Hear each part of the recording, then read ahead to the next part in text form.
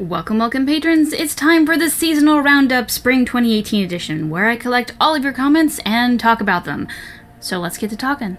Cole. Believe It 1051 says a lot here. I cannot physically read all of this, otherwise this would be the entire video, so I'm just kinda like pick and choose a couple things to talk about. So if you wanna like pause the video and read the entire thing, this is the time to do it. Here's it up on screen. So I wanna read this first paragraph right here though. Some issues here. The spirit of compassion didn't create a body to become Cole, he possessed Cole's body. Early parts of Inquisition featured Dorian inquiring that Cole isn't possessing a human body, but that he is manifesting himself as one. But this isn't Dorian making a definitive statement about Cole's nature. He's trying to understand what Cole is. So pausing here, yeah, Dorian does say that, and he does ask you like that, but Cole says yes. Like, Cole says yes, you can't just use the first half of that and then ignore the rest of it. Like, Cole agrees, like, yes, no, I am not possessing a body, I have made myself a new body. This, like, I did read through the whole comment here, but, like, the rest of the proof that they put out for Cole possessing the real Cole, it just doesn't make sense. You just, like, take all of the proof and then just say, what if they're wrong? That's not how this works. This isn't how it works. Like, I'm just very confused how you came to believe this, and I very much disagree with you. I don't even know what to say. I really don't. Cole is so interesting because he's the first confirmed spirit that becomes a human or being a flesh without possessing a body. That's his whole thing.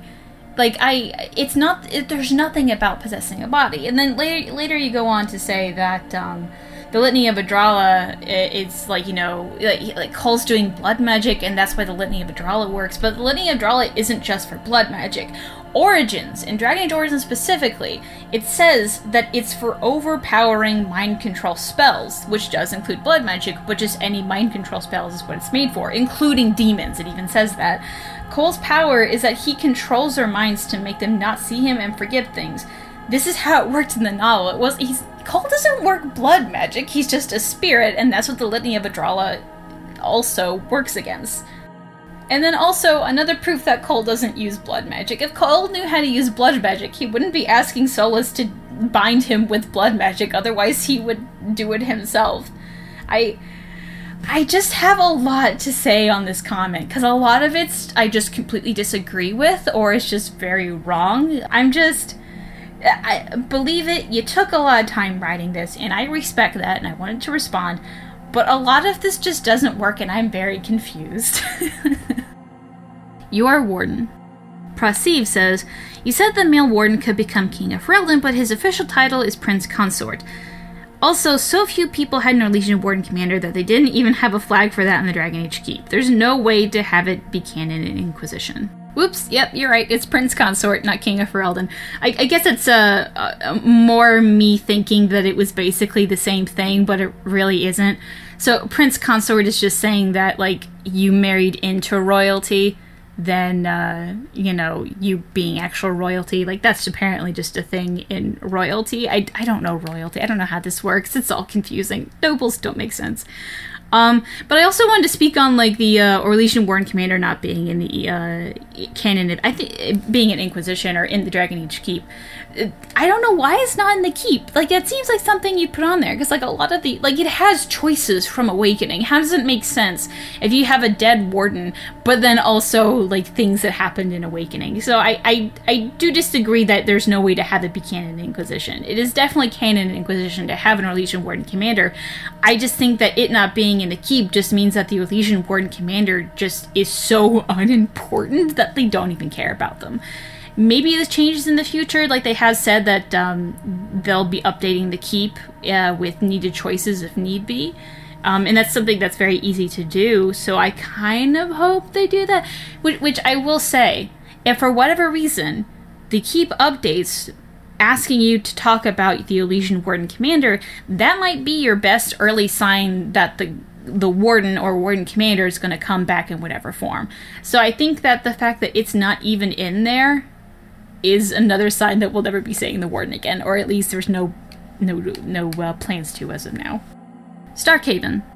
Jackals Mangles says, wait, but the guards that stand near Divine Victoria wear the same armor set as the Starkhaven Royal Guard and Sebastian Vale.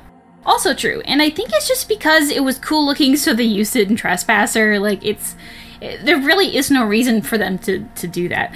But and you might think, oh, why didn't they use Templar armor? Because they're the ones that would, like, historically, to protect the Divine, but technically the Templars could be disbanded, so they probably couldn't use Templar armor.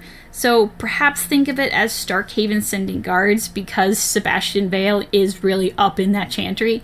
So I'm going to, even though we have no proof for this, I'm going to pretend that those are actually Starkhaven guards sent to protect the Divine. The Qun. First off, there are a ton of comments both saying the Qun is communism, it's so obviously communism, why didn't I say it was communism? And then also commenting the fact that it's not communism, it's something else.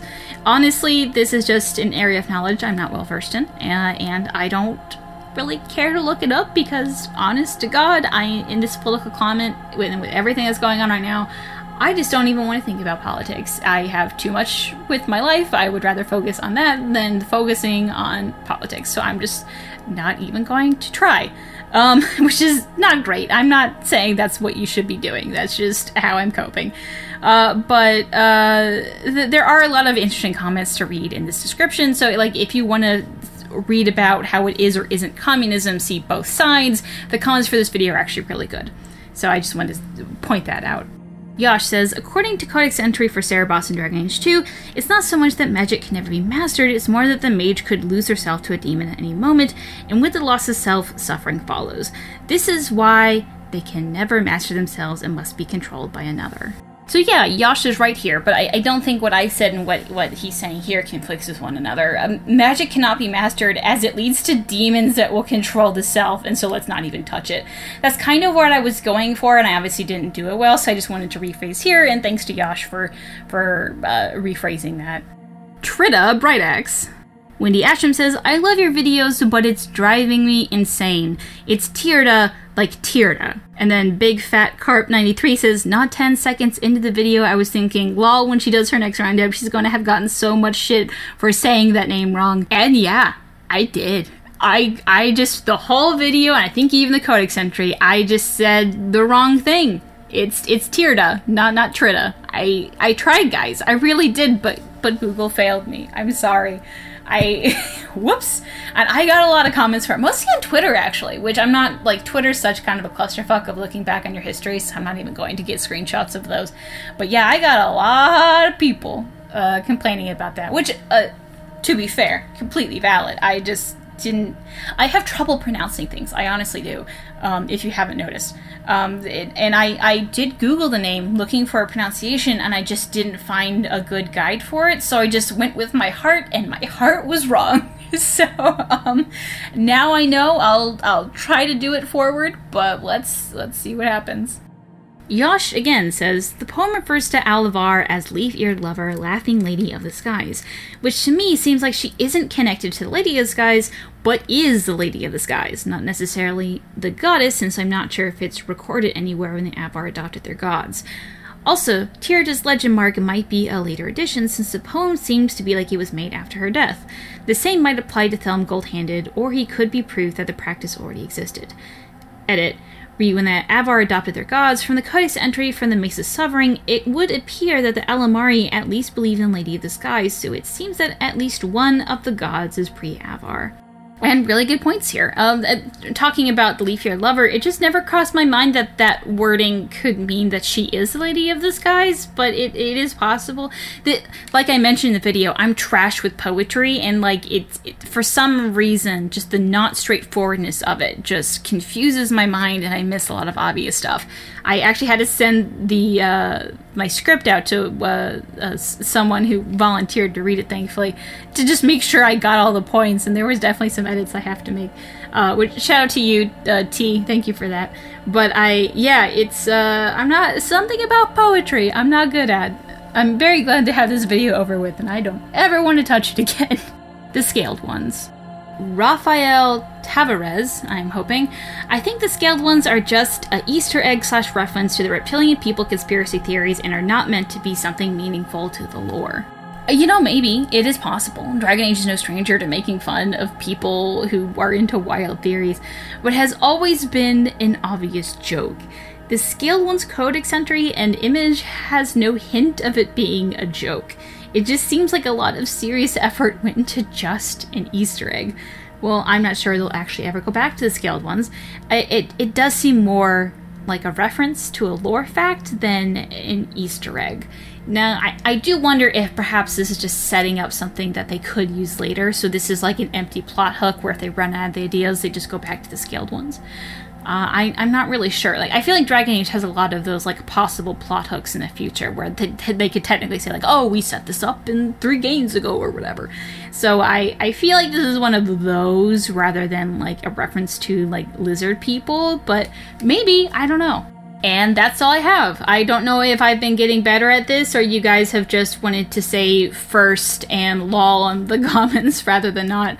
It's because I am getting more subscribers. It is harder for me to read all of the comments, but I am trying, but I am skimming through a lot of them, so I might have actually missed something interesting. So, I kind of don't know what to do with this going on because the bigger this channel gets, the harder it is for me to be combing through comments. So, like, if you have a comment that you left on a video, more like a question, rather, or, like, pointing out something that I'm wrong that I didn't get to in that video, try to, like, post it on here now and see if I get it then. Maybe I have to do an update of an update video. I don't know. That might be kind of silly, but, like, if I get something really wrong, I do want to correct it.